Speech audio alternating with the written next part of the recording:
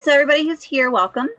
We are going to be talking about the CMMC framework, just kind of how it's all made up, so you can understand the inner workings of CMMC. All right, so our objectives today, by the end of this webinar, you will understand the importance of CMMC guidelines, have a better understanding of the CMMC framework fundamentals, and know how CMMC maturity levels, capabilities, processes, and practices work with each other. But first of all, I'll introduce myself. My name is Erin. I am one of 6 certified CMMC AB registered practitioners. I believe Blake and BJ are as well, and maybe Margie. I've been working for Petronella Tech for about 8 years now, off and on, but I do a lot of content creation mostly. And it focuses, a lot of my work focuses on CMMC guidelines and cybersecurity guidelines in general. So we're going to start with the importance of securing the DIB and the supply chain. It's just going to be a brief overview so you understand how everything is connected. So if you try to go and figure out how NIST and DFARS are related, it's actually really difficult to do. So we created this image for you just to so you kind of understand where they all go together. So first we've got NIST. NIST is the National Institute of Standards and Technology, and they create different publications. We have the special publications here, and then under the special publications for computer security, we've got NIST SP 800-171, and what that does is it addresses and supports the security and privacy needs of contractors who handle CUI. Or controlled unclassified information. And over here under the FARS system, it's the Federal Acquisition Regulation, so it governs the acquisition process of the executive branch, so government contracts essentially. And in the FARS system, you've got your main regulations, but you also have your supplement, which is DFARS. And there's different chapters, and each chapter is related to a different department. So Chapter 2 is the Department of Defense. And we've got the DFARS 252, 204, 7012, which is safeguarding of CDI, which is essentially the same thing as CUI, and cyber incident reporting. And what it does is within DFARS, it tells the contractors that they need to follow the NIST SP 800-171 guidelines. So they're not the same thing, but they're very much related. So if you're a contractor, you have to follow NIST SP 800-171. However, they're doing away with all of this because it has not been working. So they're creating CMMC, or have created CMMC, which is the Cybersecurity Maturity Model Certification. And the reason for this is because even with the NIST and DFARS guidelines, cyber espionage costs the US $600 billion every year. An example of this is China's counterfeit Air Force. We had plans stolen by a Chinese national named Su Bin from Lockheed Martin. And even though he was found and he was punished, the damage had already been done. So China's out there running around with their counterfeit Air Force from the plans that we created and that they stole. So, you know, it's really important that we start securing this information. And there's some specific reasons why NIST and DFARS are not working. First of all, let's introduce Katie Arrington. She is sort of spearheading CMMC for the Department of Defense. But what she says is that so the advice that's in DFARS and NIST, they're really great. And if you do follow them, they work. But our data keeps getting stolen, and that's because self-attestation is not working. It's also extremely complicated, and companies just simply don't know what they don't know. So even though you've been required to do this for many years now, a lot of times it's what I consider a wink, wink, nudge, nudge, where, yeah, we totally have all these guidelines and nobody's checking. So, you know, our information is still insecure. So Katie Arrington likened cybersecurity to the invent of automobiles. So she says that CMMC certification is your driver's license on the information superhighway. And what she means by that is that when cars were first invented, there were no rules, there was no infrastructure, no paved roads. But as time went on, people started to get hurt and killed. And then they realized they need to do more than just an honor system.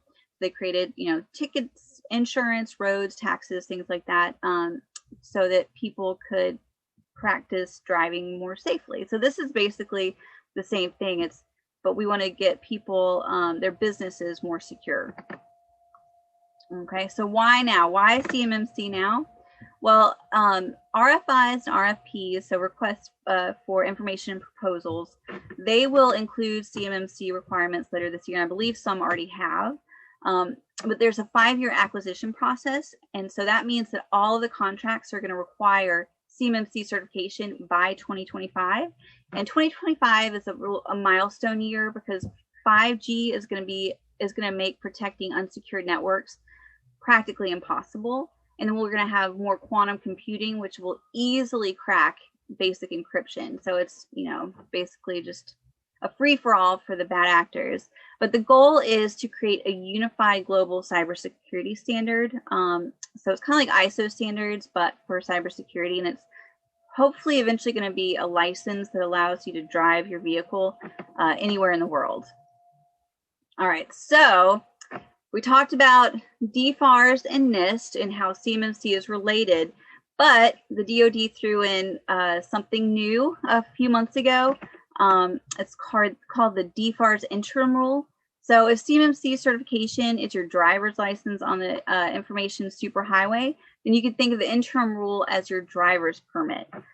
So they did it because they still need it to be safe between now and 2025, the information to be safe. And there's 3 new provisions. So we have 7019, which advises the contractors to maintain and report their compliance in the SPERS system. So you have to upload that. It was supposed to be done by December. It also explains the 3 types of assessments and audits. So we have basic, medium, and high. And that's just so they're going to be coming to check to make sure that people are doing what they say they're doing. For 7020, it outlines the requirements of contractors to provide the government access to its facilities if the DoD is renewing a contract or conducting an assessment. And then 7021 discusses the integration of CMMC maturity levels 1 through 5 with the DFARS interim rule. So really the most important one for us and for you guys is the 7019. All right, and then so with CMMC rolling out, why did they decide to do the interim rule now? It's like, oh, it's getting even more complicated. But as we know right now, after this whole Colonial Pipeline fiasco, as well as SolarWinds hack, hackers are not going to wait for you, the contractors, the subcontractors, or the vendors to get their cybersecurity into shape before they start a cyber attack. I mean, why would they? They want you to be unguarded. It's easier for them. Also, the exfiltration of sensitive data by malicious actors around the globe is a threat to both national and economic security. And the DoD is working with the Defense Industrial Base, the DIB, to enhance protection of QE along the supply chain. So even though they've got CMMC rolling out, they call it the run, crawl, walk, run. So they want to start easy and kind of get you really going. All right, so sometimes a visual explanation of this can help you understand it. So we created the trail to CMMC compliance. So it all starts a system security plan. Then you go and you enter your information into SPERS, and then they are doing the DFARS interim rule. I call it the hill. So that's 110 security controls that you have to reach before you can even get to CMMC maturity levels until CMMC is included in your requests. And then as you can see here, once you get the 110, you'll have 1 and 2 down. So if you need maturity level 1 or 2 to pass, you'll have that down. And you'll only need 20 additional security controls to reach level 3. All right, so let's talk about the CMMC framework. And all of this comes from CMMC model version 1.02 that's on the DoD website. So talking about a maturity model, what is it? So a maturity model is actually a set of characteristics, attributes, indicators, or patterns that represent capability and progression in a particular discipline. So the content of such a model typically exemplifies best practices and may incorporate standards of other codes of practice of that discipline. So a maturity model provides a benchmark against which an organization can evaluate the current level of capacity of its processes, practices, and methods, and set goals and priorities for improvement. And then to measure progression, maturity models typically have levels along a scale. And as you've probably heard, CMMC has 5 maturity levels. We just mentioned it. We've got maturity levels 1 through 5. So the CMMC framework consists of maturity processes and cybersecurity best practices from multiple cybersecurity standards, frameworks, and other references, as well as input from the DIB and the DoD. And the model framework organizes these processes and practices into a set of domains and maps them across the 5 levels. And in order to provide additional structure, the framework also aligns the practice to a set of capabilities within each domain. All right, so another visual representation here. We've got the domains, and then each of the domains has processes and capabilities, and the capabilities include the practices or security controls. It's also important to note too, sorry, I forgot to mention this, going back to the DFARS interim rule, you don't have to have everything necessarily done in order to get a contract right now. Whatever you have, you can include a POAM to say when you're going to have it included and what your plan is to include that. When it's CMMC, it's go or no go, and that's it. So if you don't have all 130 security controls or practices in place and all of the processes in place, then you're not going to pass it. So it's the interim rule is a lot less strict than the CMMC is going to be. So I just thought that was important to point that out. If you don't have everything, if you don't get your certification, you will not be qualified for a contract once CMMC is included in the RFI and RFPs. So taking a deeper dive into the framework, we have our domains. There's, as I mentioned, the 17 domains, best practices, and it's key sets of capabilities for cybersecurity. Within the domains, we have the capabilities, and these are achievements to ensure cybersecurity within each of the 17 domains. And under that, we have the practices and processes. So the activities that are required by level to achieve a capability. As you can see here, the capabilities are comprised of practices and processes which are mapped to CMMC levels 1 through 5. The practices are activities performed at each level, and the processes detail maturity of institutionalization for the practices, which basically means what they're trying to do with this is they want to make sure you're not just checking boxes off of the practices or the security controls. They want to make sure that everything is, that you have a corporate culture that includes cybersecurity. So it's not just something that's off to the side. They want it included so that it's part of your culture. And I think that's a real important difference too between the maturity model and the other guidelines.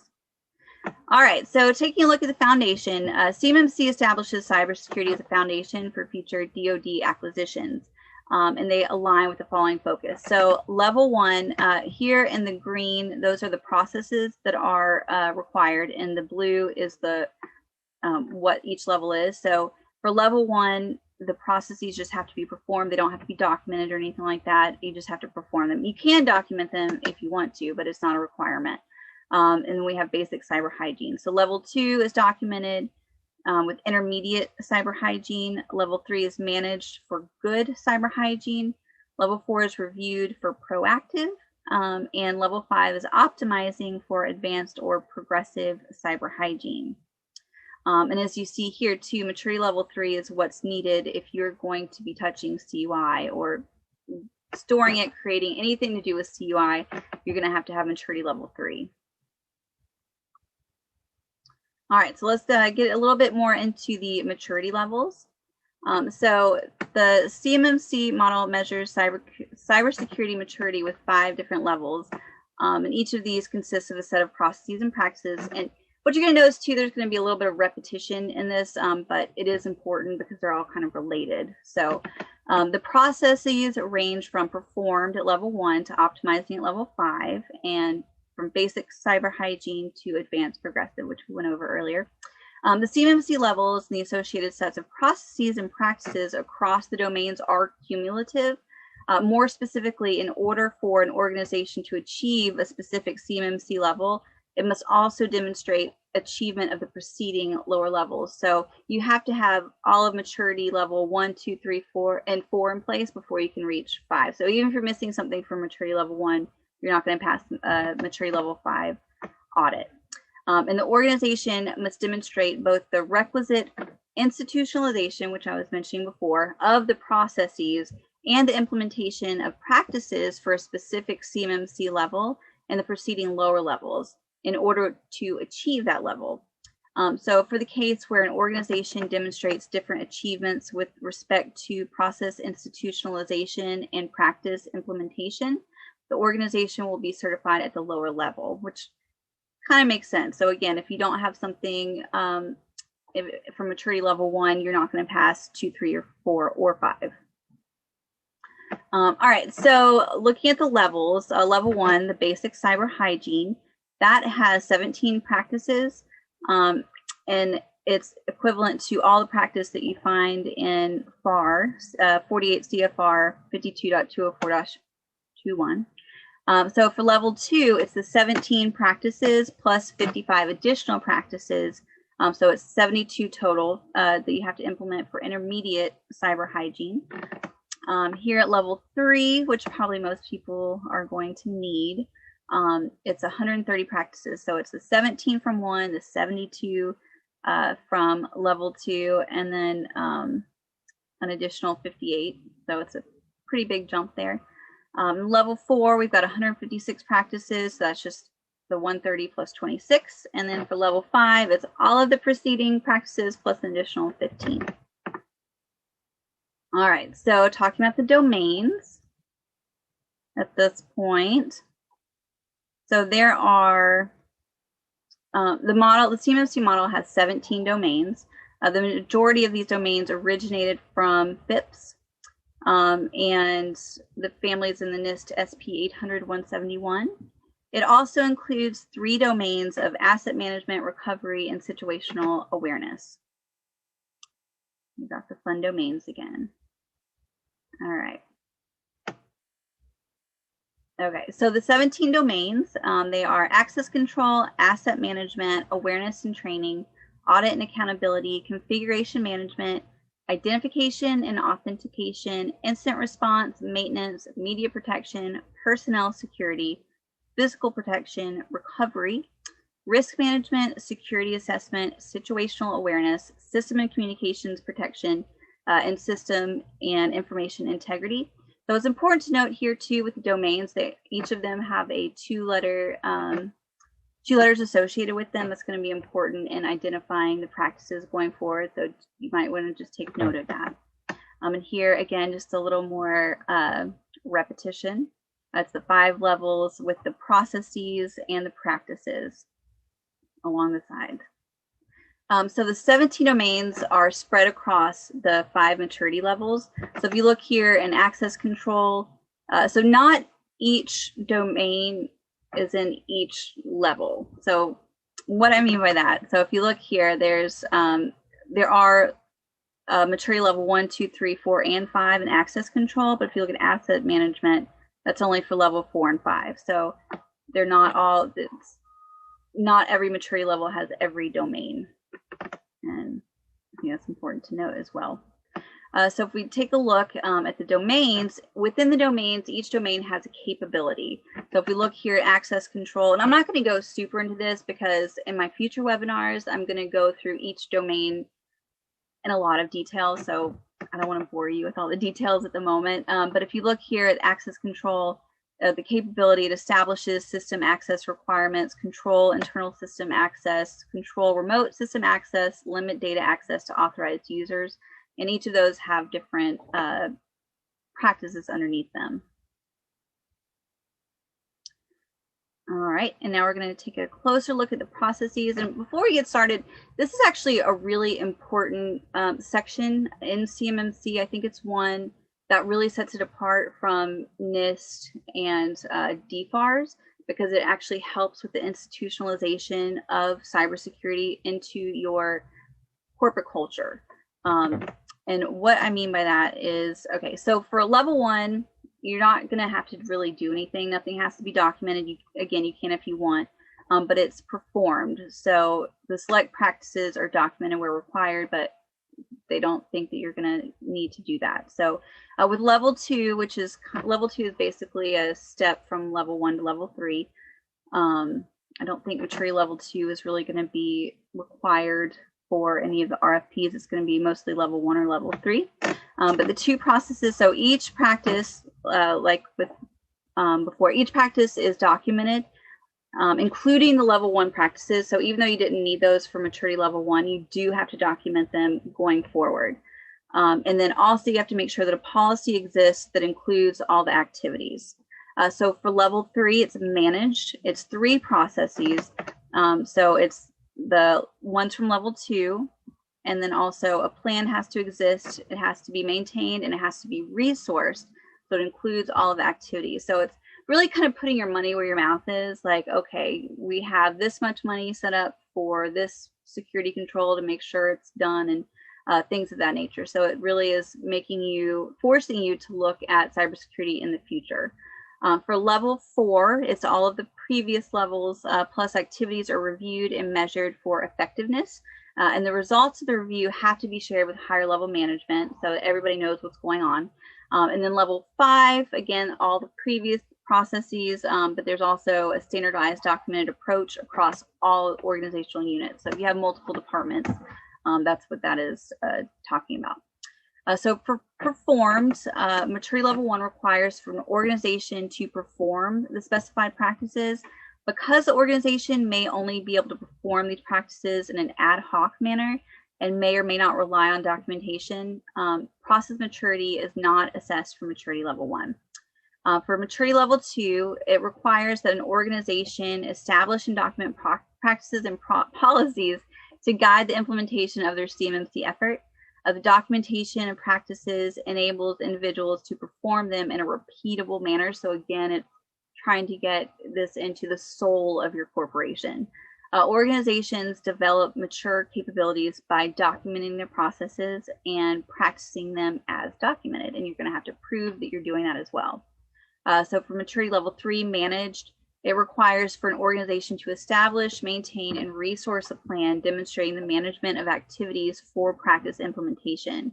The plan may include information on missions, goals, project plans, resources, required training, and involvement of relevant stakeholders.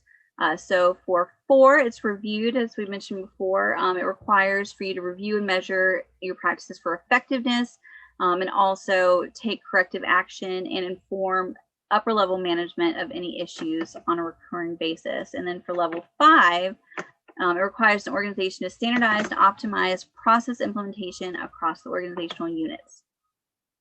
So a lot of repetition. But just going here, kind of taking a look at it. So performed, again, there's nothing to check here. It just has to be performed. For documented, you have to establish a policy that includes each one of the 17 domains. Actually, it might not be all 17 here, but for each one of the domains for maturity level 2. And you also have to document the CMMC practices to implement each policy. For manage, you have to establish, maintain, and resource a plan that includes each of the domain. For level 4, you have to review and measure each of the domain activities for effectiveness. And again, it's for each one of them. And then for optimizing, you standardize and optimize a documented approach for each of the domains across all applicable units. All right, so let's take a look at the capabilities here. Capabilities are really just kind of a way to organize the practices and group them together. So for the capabilities, cute little capabilities. You've seen this before, but I added the capability number. So it's capability 1 through 43 at this point. And under each of these capabilities, we'll have different practices, which I'll get into in just a little bit. But so, for example, for access control, capability 1, again, is establish system access requirements.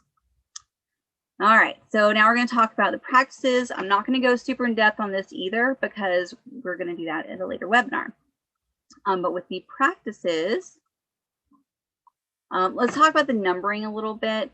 So each practice is numbered based on its domain, maturity level, and practice number. So as I mentioned before, if you look at the two-letter digit, that's why this is, or two-letter acronym, that's why this is important. So AC stands for access control. So AC.1.001, that's access control, maturity level 1, and practice number 1. And that's for all of them, so you understand what you're looking at. And again, they are built on top of each other. So you've got the 17 practices for 1, 72 for 2, which includes the ones for 1, 130 for level 3, 156 for level 4, and then 171 practices for to pass level 5. All right, so taking a look at the capabilities, we had mentioned the capability before. So capability 1 is establish the system access requirement, and then the security, the practice under each of them. So we've got AC.1.001, 2, so maturity level 2, 005, access 2, 006. Now, one thing you'll notice too about the capabilities, they're not necessarily in order. Sometimes they are, but we go from 1 to 5 to 6. For here we go 2, 7, 8, 9, 10, 11. So they're all going to be underneath a certain domain, but they're the security control or the practice is just kind of whatever fits in there. And that's pretty much it. So that's the basic of the framework of CMMC.